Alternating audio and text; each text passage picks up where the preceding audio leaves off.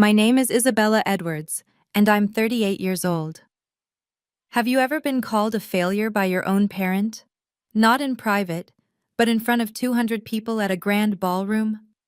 That's exactly what happened to me at my father's retirement dinner.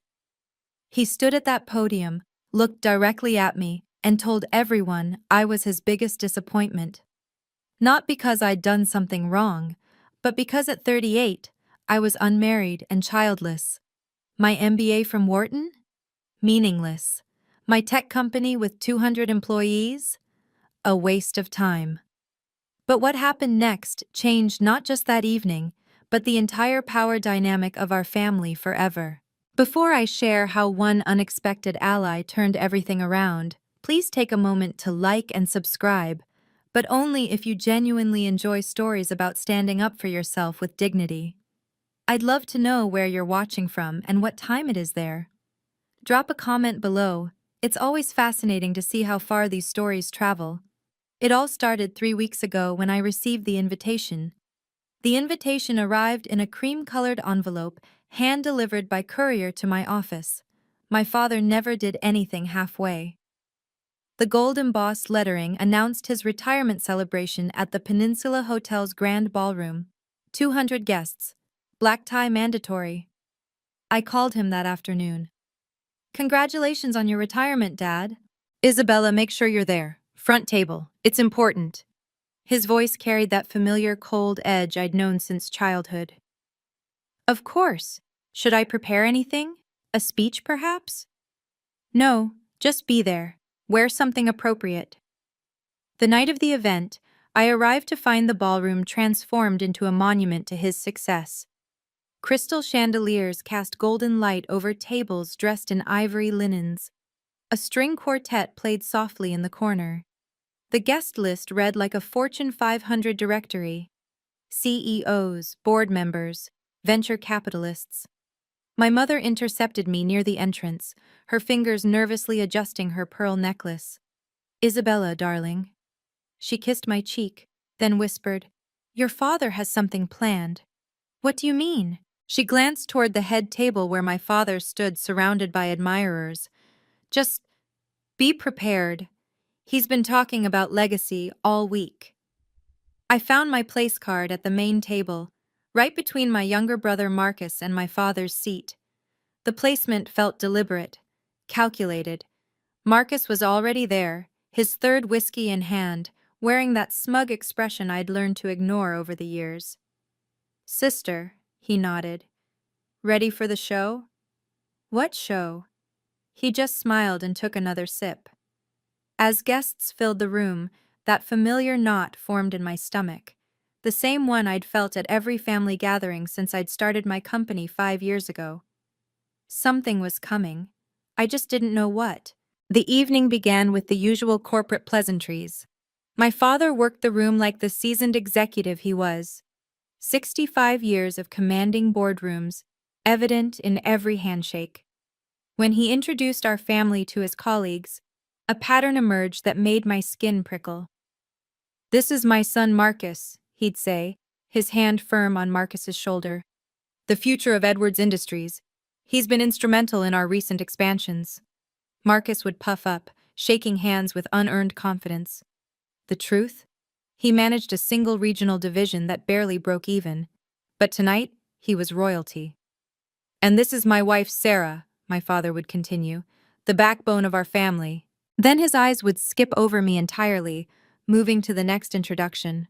When pressed by guests who knew of me, he'd add, "Oh, and Isabella. She runs a small tech startup." Small. The word stung every time. My company employed 200 people across 3 offices. We'd just closed a Series B funding round at a valuation that would make Marcus's division look like a lemonade stand. But to my father, we were small.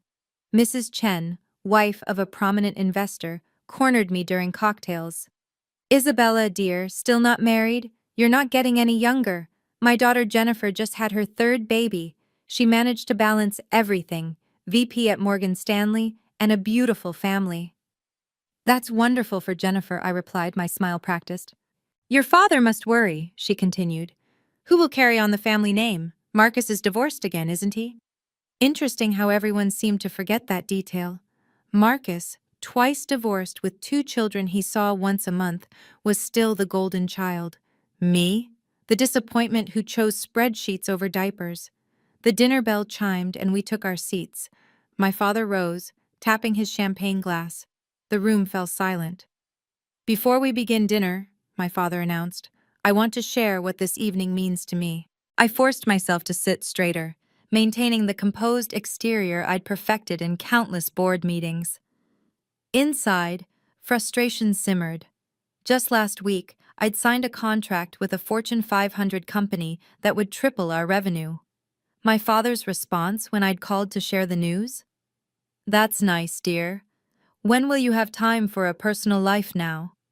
He'd never visited my office, not once in 5 years, never asked about our products, our innovations, or the AI technology that had tech journals calling us the next unicorn. But he could recite every detail of Marcus's mediocre quarterly reports. "Family," my father continued from the podium, "is the true measure of success. Money comes and goes, companies rise and fall, but family, legacy, that's eternal." Several guests nodded approvingly. I caught my mother's eye. She looked away quickly. "I built Edwards Industries from nothing," he said, his voice carrying that commanding tone I'd heard my whole life. 40 years of sacrifice, and for what? To pass on not just wealth, but values, the right values. Marcus smirked beside me, already knowing where this was headed. He'd been unusually confident all week, dropping hints about big changes coming. My phone buzzed with a text from my CFO. "Congratulations again on the Morrison deal. You're trending on TechCrunch." The Morrison deal, 6 months of negotiations with Morrison Group, one of the largest private equity firms in the country. We'd closed it yesterday, but I'd kept it quiet, planning to announce Monday. My moment of triumph, overshadowed once again by my father's theater. "Tonight," my father said, his eyes finding mine, "I want to talk about disappointments and victories." The room held its breath. So did I. My father's pause stretched deliberately, letting anticipation build. I knew this tactic. He'd used it in hostile takeovers, making opponents squirm in silence. Now I was the opponent. "Success without succession is failure," he declared. "What good is building an empire if there's no one worthy to inherit it?" The implications hung heavy. If I stayed silent through whatever was coming, the damage would ripple far beyond this room. Several of my employees were here as guests of other executives. My CFO sat 3 tables away with her husband, a Goldman Sachs partner. 2 of my board advisors were somewhere in this crowd. My professional reputation, carefully built over 15 years, could crumble in minutes. The tech world was small and unforgiving. One viral video of me being humiliated by my own father would overshadow every achievement, every innovation, every late-night building something from nothing. "The choices we make define us," my father continued. "Choose career over family. And what do you have? An empty office and a cold bed." Marcus leaned over, whispering, "He's been planning this for weeks. The whole board knows I'm taking over." The board? I scanned the room and spotted them, 5 members of Edwards Industries' board of directors, including William Morrison himself, the chairman and largest shareholder with 40% stake. Morrison sat at a corner table, his expression unreadable as he observed my father's performance. If my father succeeded in humiliating me tonight, in painting me as the family failure, it wouldn't just affect family dinners. It would undermine every business relationship I had. Who would invest in someone whose own father considered them a disappointment? Who would partner with someone publicly deemed unworthy? My mother's hand found mine under the table, squeezing gently. "If you don't stand up now," she whispered, "he'll do this forever." She was right. This was my moment of truth. I know this feeling all too well. When family dismisses your achievements because you don't fit their mold. If you've ever experienced something similar, please share in the comments below. Your stories help others know they're not alone. And if this resonates with you, please hit that like button. It really helps more people find these stories. Now let me tell you what my father said next, because this is where things got really intense. My father's voice filled the ballroom with practiced authority. "I have 2 children," he announced, his gaze sweeping across the crowd before landing on me. "But only one disappointment." The words hit like ice water. Gasps rippled through nearby tables. Someone dropped a fork. It clattered against china in the sudden quiet. "Isabella thinks career matters more than family," he continued, each word deliberate. "She's 38 years old. 38. At her age, I had 2 children and was building a legacy they could inherit. What good is success without a husband?" He asked the room, but his eyes stayed locked on mine. What good is a company without a family to come home to? Marcus straightened beside me, his moment arriving. "While Isabella chases her little startup dreams," my father said, gesturing toward Marcus, "my son has given me 2 beautiful grandchildren. He understands what matters." No mention of Marcus's 2 divorces. No mention of the custody battles or the weekends he skipped with his kids for golf trips. The room didn't need those details. They had their narrative. The successful son who prioritized family and the daughter who selfishly chose ambition. At 38, still alone, my father shook his head theatrically. What a waste of good education. Wharton MBA, top of her class, and for what? To sit in an empty apartment married to her laptop? 200 pairs of eyes turned to me. Some held pity, others judgment, a few barely concealed satisfaction. The women especially, I could see them mentally calculating their own choices, feeling superior in their marriages and children. My phone lit up with another text, this time from a reporter at TechCrunch. "Is that really you at the Edwards retirement dinner, getting destroyed?" Someone was live streaming this. Of course they were. My humiliation would be viral by morning. Through my peripheral vision, I noticed William Morrison hadn't touched his champagne.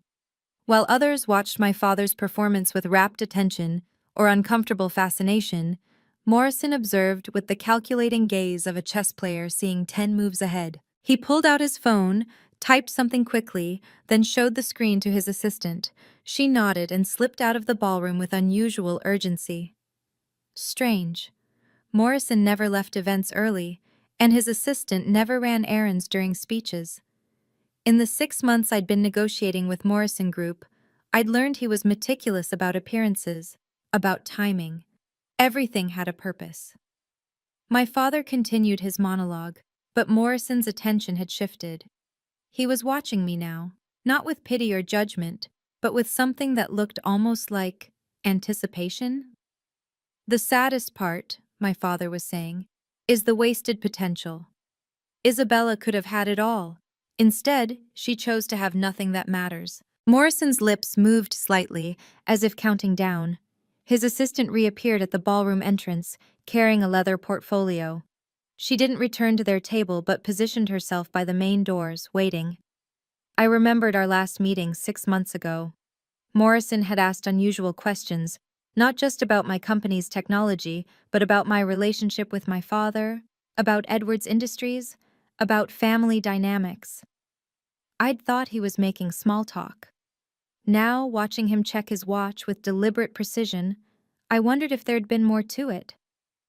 "Some people," my father said, his voice carrying a note of false sorrow, "are simply incapable of understanding what really matters in life." Morrison stood up. The movement was subtle, but in a room hanging on my father's every word, it drew attention. He didn't head for the exit, though. He stood there, at his table, waiting for something. Or someone. My phone buzzed with a text from an unknown number. "Don't leave yet. Trust me. W.M." William Morrison, the chairman of my father's board, was texting me during my public humiliation. My fingers trembled slightly as I deleted the message, but not from embarrassment. Something was happening here, something beyond my father's cruel theater. 6 months ago, Morrison had approached me at a tech conference. Not about investing in my company, that came later, but with questions about Edwards Industries' 5-year plan, about succession, about whether I'd ever considered a role in my father's company. Never, I'd told him flatly. My father would never allow it. What if he had no choice? Morrison had asked. I'd laughed it off then, thinking it was hypothetical. But Morrison didn't deal in hypotheticals. He dealt in leveraged buyouts, hostile takeovers, and strategic acquisitions that crushed competitors before they knew they were in a fight. I'm announcing tonight, my father's voice cut through my memories, that Marcus will be taking over as CEO of Edwards Industries when I step down next month. Applause scattered through the room, lukewarm and obligatory. Several board members exchanged glances. Morrison remained standing, his presence now impossible to ignore. As for Isabella, my father continued, perhaps she could work under her brother, learn what real leadership looks like. Maybe Marcus can teach her about priorities. The insult was so blatant, so calculated, that even some of his supporters shifted uncomfortably. Working under Marcus? The brother who'd failed the bar exam twice and only had a job because of nepotism? Morrison's assistant had moved closer, the leather portfolio clutched against her chest.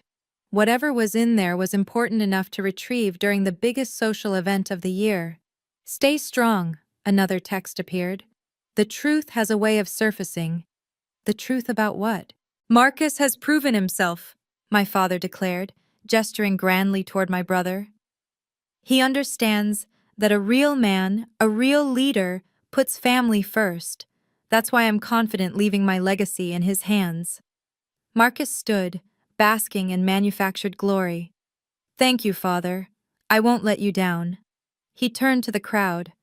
Edwards Industries will continue to thrive under traditional values and proven leadership. Traditional values, code for keeping women in their place. A real woman would have prioritized family, my father said, his eyes finding mine again. Instead, Isabella plays with computers while her biological clock ticks away. What kind of example is that? Someone at a nearby table whispered, "This is brutal." Another person held up their phone, definitely recording. Perhaps working under your brother will teach you humility, my father continued. Marcus can show you how to balance priorities, how to be a complete person, not just a walking spreadsheet. Marcus laughed, actually laughed. I'd be happy to mentor you, Isabella. Maybe start you in our internship program? The room collectively held its breath. The insult was so egregious, so deliberately crafted to humiliate, that even my father's allies looked uncomfortable. A CEO with a company worth millions, reduced to an intern position under her incompetent brother? We could even arrange flexible hours, Marcus added, his voice dripping condescension. For when you finally decide to start a family, if it's not too late. That's when I noticed something interesting. 3 board members, Davidson, Chen, and Williams, weren't applauding. They were watching Morrison, who remained standing like a sentinel, his expression carved from stone. So let's raise our glasses, my father lifted his champagne, to Marcus Edwards, the future of Edwards Industries, and to Isabella, who might finally learn what matters. 200 glasses rose in awkward obligation. Mine stayed on the table. I stood slowly, deliberately, my movements controlled despite the tsunami of humiliation crashing over me. The room fell silent, waiting for my response. Tears, perhaps, or angry words that would justify my father's narrative. Instead, I smoothed my dress and looked directly at my father. Thank you for making your position clear, Father. My voice carried across the ballroom, steady and professional. Not a tremor, not a crack. 15 years in boardrooms had taught me that dignity in defeat was still dignity. I wish you all the best with your decision. I folded my napkin with precise movements, placed it beside my untouched champagne, and pushed in my chair. The click of my heels on marble was the only sound as I walked toward the exit. No rushed steps, no running away. Each stride measured, shoulders back, head high. I'd learned long ago that how you leave a room matters as much as how you enter it. Isabella, sit down, my father commanded. We're not finished. I paused at his table, meeting his gaze one final time. Yes, we are. The simplicity of it, the finality, seemed to shock him more than any angry outburst could have. His mouth opened, then closed, no words coming. As I reached the ballroom doors, movement caught my eye. William Morrison was following me, not discreetly, not trying to hide it. He walked with purpose, his assistant falling into step behind him with that leather portfolio. The last thing I heard before the doors closed behind me was the eruption of whispers, 200 conversations starting at once. My father's voice rose above them, trying to regain control, but the moment was broken. Morrison caught up to me in the marble lobby. "Ms. Edwards," he said formally, loudly enough for others to hear. "We need to discuss our announcement." Our announcement? This was the hardest moment of my life, walking away from my own father's public humiliation. But sometimes the most powerful response is dignified silence. Have you ever had to walk away from a toxic situation, even when every part of you wanted to fight back? Let me know in the comments. And remember, if you're finding value in this story, please subscribe and hit the notification bell. Because what happened next completely changed everything. Morrison's voice boomed across the lobby, deliberately pitched to carry back into the ballroom. "Robert, we need to discuss something before you finalize any succession plans." My father appeared in the doorway, his face flushed with anger and confusion. Behind him, guests crowded to see what was happening. Marcus pushed through, his earlier smugness replaced with uncertainty. "William, this is a private family matter." "No," Morrison interrupted, his tone brooking no argument. "When it affects Edwards Industries, it becomes board business." He turned to me. "Ms. Edwards, would you mind returning? This concerns you directly." I hesitated. Every instinct screamed to keep walking, to maintain my dignified exit.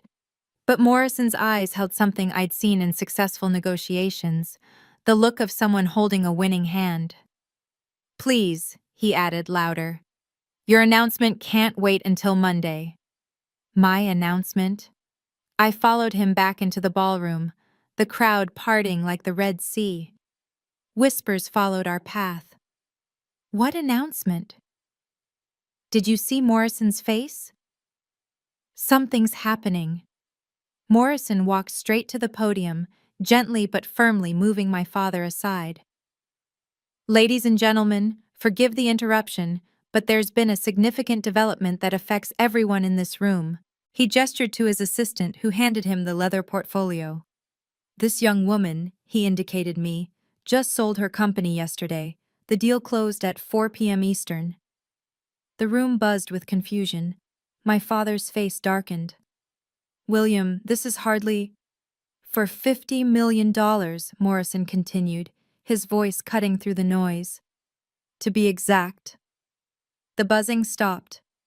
Dead silence. Marcus's champagne glass slipped from his hand, shattering on the marble floor. "To Morrison Group," he added, pulling out the signed contracts, "making her our youngest acquisition CEO and strategic partner." My father's face went from red to white in seconds. Morrison's assistant connected a tablet to the ballroom's presentation system. Suddenly, the massive screens that had displayed my father's corporate achievements now showed my signed acquisition agreement. "Isabella's company has developed revolutionary AI technology," Morrison announced, his voice carrying the authority of someone who'd built a $3 billion empire. "Our analysts project it will transform supply chain management across every industry we touch." The room erupted. Phones appeared. People Googling frantically. The TechCrunch article was already live. Morrison Group acquires Edwards AI Solutions for $50 million. Founder Isabella Edwards to lead innovation division. "This is ridiculous," my father sputtered. "Her little startup." "Little?" Morrison's eyebrow arched. "Robert, her little startup has patents that Microsoft and Google have been trying to license for 2 years. Her client list includes 7 Fortune 500 companies. Her revenue last quarter exceeded your son Marcus's entire division. Marcus stood frozen, his face cycling through disbelief, anger, and something that looked like fear. But more importantly, Morrison continued, addressing the room but watching my father, she's now a critical partner in Morrison Group's expansion strategy. We don't partner with failures, Robert. We partner with visionaries. Board member Davidson stood up. William, what does this mean for Edwards Industries? Morrison smiled, but it didn't reach his eyes. That depends entirely on Robert's next moves. You see, my investment in Edwards Industries, 40% of your company, Robert, comes with certain provisions, conditions that perhaps we should discuss. My father's legs seemed unsteady. He gripped the podium edge. What conditions? The kind that ensure good governance, Morrison replied smoothly. The kind that prevent nepotism from destroying shareholder value. The implications hung in the air like a blade. Everyone understood. Morrison controlled my father's company, and he was clearly on my side. Robert, Morrison said quietly, you just publicly humiliated my newest partner. We need to discuss that. Morrison pulled another document from the portfolio. There's one more thing this room should know. Per the governance agreement signed when I invested in Edwards Industries, any strategic decision affecting company leadership requires approval from major stakeholders. My father's lawyer, seated at table 3, half rose from his chair, his face pale. Furthermore, Morrison continued, the agreement specifically states that in cases of succession, Isabella Edwards must be offered a strategic advisor role with full veto power over major decisions. That's impossible, my father stammered. I never agreed. Page 47, Section 12, subsection C. Morrison's assistant pulled up the original investment contract on the screen, highlighting the relevant passage. You signed it yourself, Robert, 3 years ago. I hadn't known. This blindsided me as much as anyone. Morrison had been playing a longer game than I'd imagined. Isabella must approve all strategic decisions going forward, Morrison announced. She's now your strategic advisor, Robert. Unless, of course, you prefer I withdraw my 40% stake. The threat was clear. Without Morrison's investment, Edwards Industries would collapse. The debt ratios were too high, the expansion too aggressive. Everyone in the room who understood finance knew it. This is corporate blackmail, Marcus burst out. No, Morrison replied calmly. This is corporate governance. Your father agreed to these terms when he desperately needed capital for the Singapore expansion. He turned back to my father. You built in this provision yourself, Robert, insisting family members get priority for advisory roles. You just never imagined it would be Isabella instead of Marcus, did you? Chen and Williams, 2 other board members, stood. We support Morrison's interpretation, Chen announced. The contract is clear. My father looked around the room, searching for allies, finding none. Even his closest supporters were reassessing, recalculating, realigning. Your daughter is now essential to your company's survival, Morrison stated simply. All eyes turned to me. The woman my father had just called a disappointment now held his company's future in her hands. The irony was so perfect, so complete that someone actually laughed nervously. I stepped forward, my voice clear and steady. I'll accept the advisor role. Relief flickered across my father's face, but I wasn't finished. But with clear conditions. I pulled out my phone, opening a document I'd drafted months ago, hoping I'd never need it. Professional meetings only, with documented minutes. All interactions related to Edwards Industries will follow corporate governance standards. Isabella, my father started. Ms. Edwards, I corrected. In professional settings, we'll maintain professional boundaries. The room absorbed this. The daughter was teaching the father about boundaries, publicly, with witnesses. Marcus will report to me on all strategic initiatives, I continued. His division's performance will be reviewed quarterly, with specific KPIs that must be met to maintain his position. Marcus's face flushed deep red. You can't.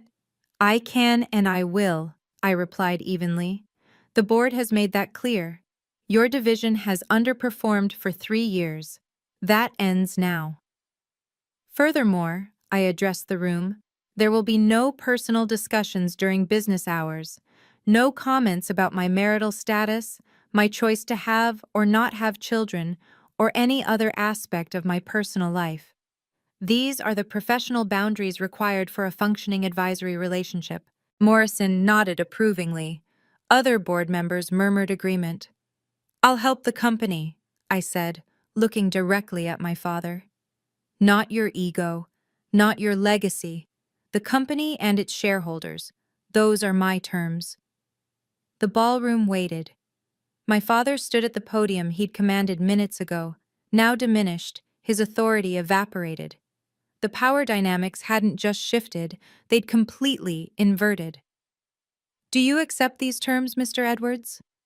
My father stood frozen at the podium, his face cycling through emotions, rage, disbelief, humiliation, and finally, resignation. 200 people waited for his response, phones ready to capture whatever came next. His voice cracked. He cleared his throat, tried again. I accept your terms. The words came out strangled, forced, but they came out. In front of everyone who mattered in his world, Robert Edwards had to accept conditions from the daughter he'd just publicly humiliated. Excellent, I replied, maintaining my professional tone. My assistant will send over the formal agreement Monday morning. We'll schedule our first strategic review for next Friday, 2 p.m. Yes, he managed. Then, as if the words were pulled from him, Strategic Advisor Edwards. The title on his lips, my title, my name, my position of power over him, resonated through the ballroom. Cameras captured it all. The business blogs would have a field day. Marcus slumped in his chair, his grand moment of triumph evaporated. He'd gone from heir apparent to subordinate in less than 10 minutes. When our eyes met, he looked away quickly, the reality of reporting to me clearly sinking in. Mr. Morrison, I addressed the chairman formally. Thank you for clarifying the governance structure. I look forward to our partnership. Morrison smiled, the first genuine warmth he'd shown all evening. The pleasure is mine, Ms. Edwards. Morrison Group is fortunate to have you.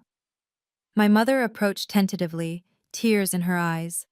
I embraced her briefly, professionally, mindful of the cameras still rolling.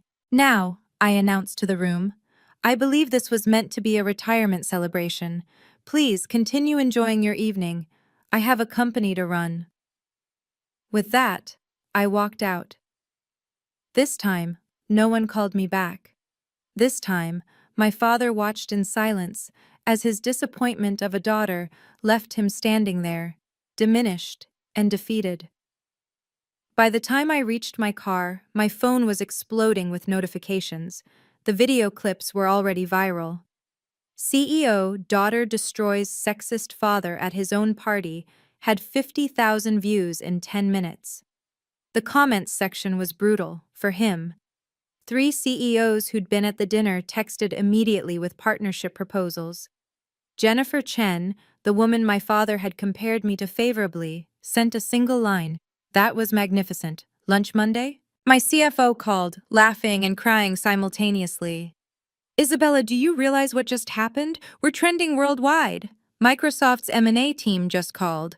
They want to discuss strategic partnerships. The business press moved fast. Forbes had already posted, Edwards AI Solutions founder becomes strategic advisor to father's company after public showdown.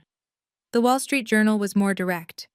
Family drama reveals $50 Morrison acquisition. Daughter now controls father's strategic decisions. But the real vindication came from my employees. Our Slack exploded with celebration. They'd watched their CEO be diminished and had seen her rise above it.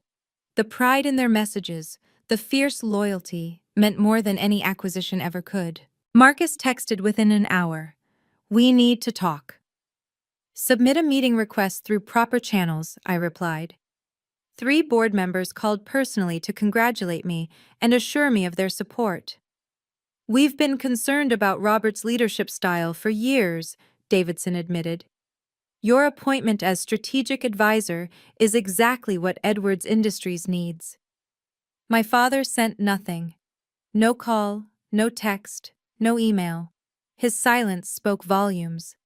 By midnight, I'd received 7 speaking invitations for women's leadership conferences, 4 podcast interview requests, and a book deal inquiry. The woman who'd been called a failure at 7 p.m. was the most talked about executive in tech by midnight.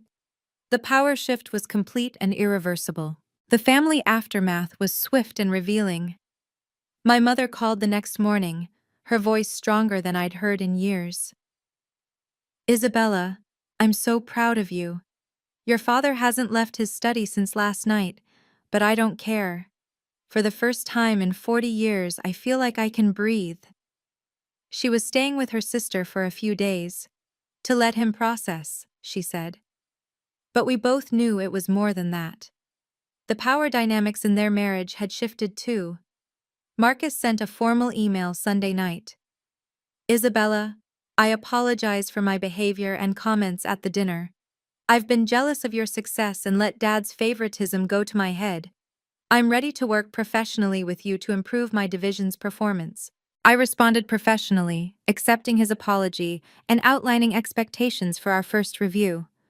No warmth, no family pleasantries, just business. My extended family's group chat, usually full of baby photos and holiday planning, exploded with messages of support. Cousins I hadn't heard from in years reached out. We always knew you were the successful one, they said, conveniently forgetting years of asking when I'd settle down. The most interesting response came from my father's email, sent at 3 a.m. Monday morning. Isabella, I apologize for my inappropriate comments at the retirement dinner. I look forward to working with you in your capacity as strategic advisor. Robert Edwards, CEO. Formal. Cold. Signed with his title like I was a stranger. No dad, no love, no acknowledgement of our relationship beyond corporate roles. It was exactly what I'd asked for, professional boundaries. But seeing it in writing still stung slightly. We can discuss it at the quarterly meeting, I replied, maintaining the same formal tone. The father-daughter relationship we'd had, dysfunctional as it was, had ended in that ballroom. What emerged was something new, professional, boundaried, and entirely on my terms. The business impact exceeded every projection. Edwards Industries' stock price jumped 15% Monday morning as investors celebrated improved governance and strategic oversight. The press release Morrison crafted was masterful.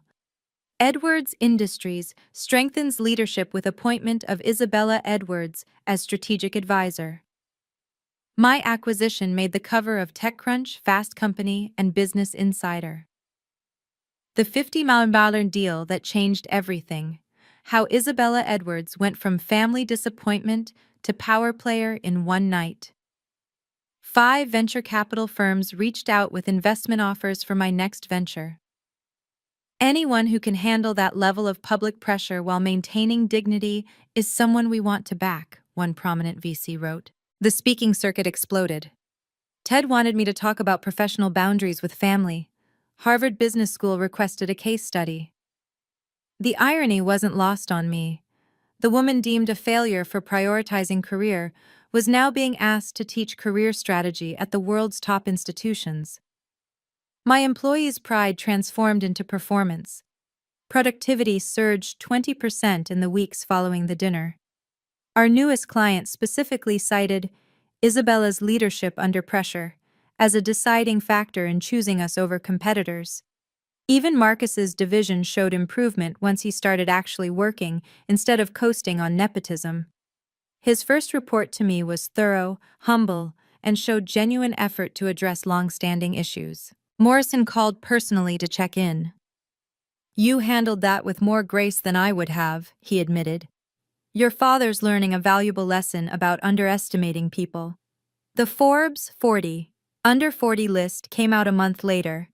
I was number 12, with a feature quote, "Success isn't about proving others wrong, it's about proving yourself right."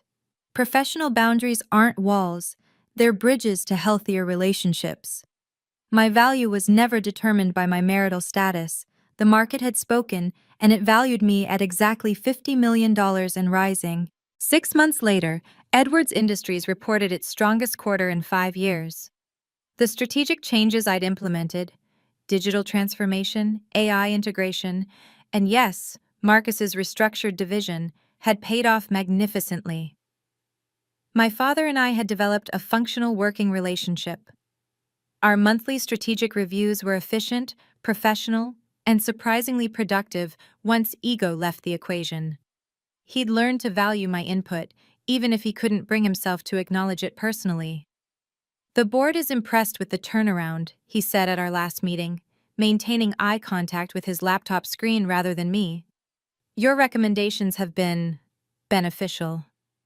That was the closest he'd come to a compliment. I accepted it as progress. Marcus had transformed into a competent executive. Without our father's favoritism as a crutch, he'd been forced to develop actual skills. His division was finally profitable, and he'd stopped mentioning my marital status entirely. My mother had started her own journey, joining nonprofit boards and traveling with friends. "I spent 40 years living for your father's approval," she told me over lunch. "Watching you set boundaries gave me permission to set my own."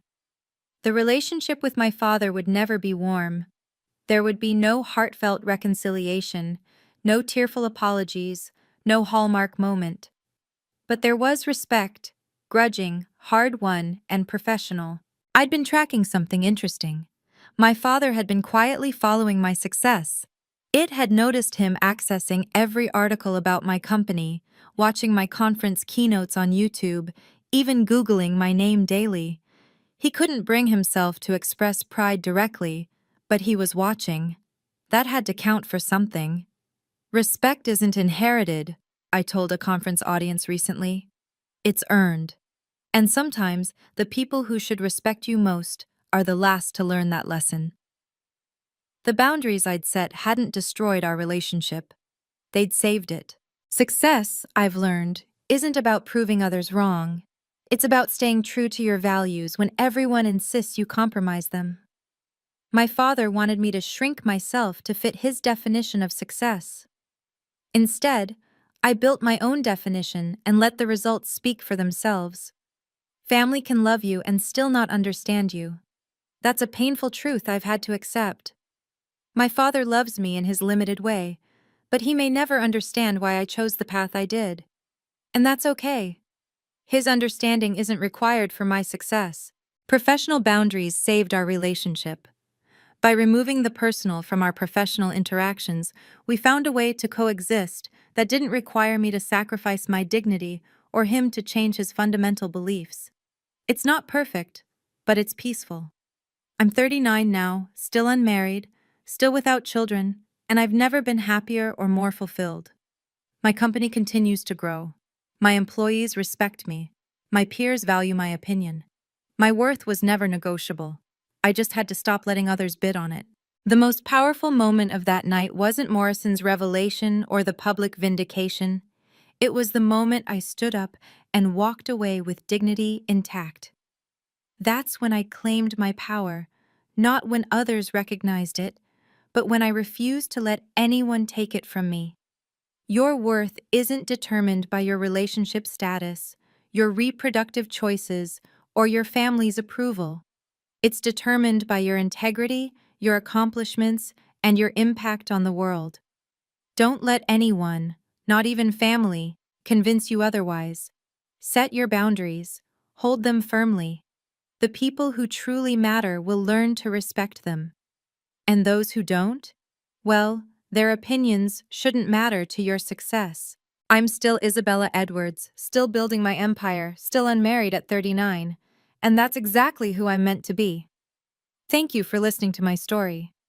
If you've ever struggled with family who don't understand or respect your choices, remember, you have the right to set boundaries, even with those you love. Your value isn't determined by others' expectations. What boundaries have you had to set with family? Share your story in the comments below. You might help someone else find their courage. If this story resonated with you, please like and subscribe. And remember, success is personal. Define it for yourself. Until next time, stay strong and stay true to yourself.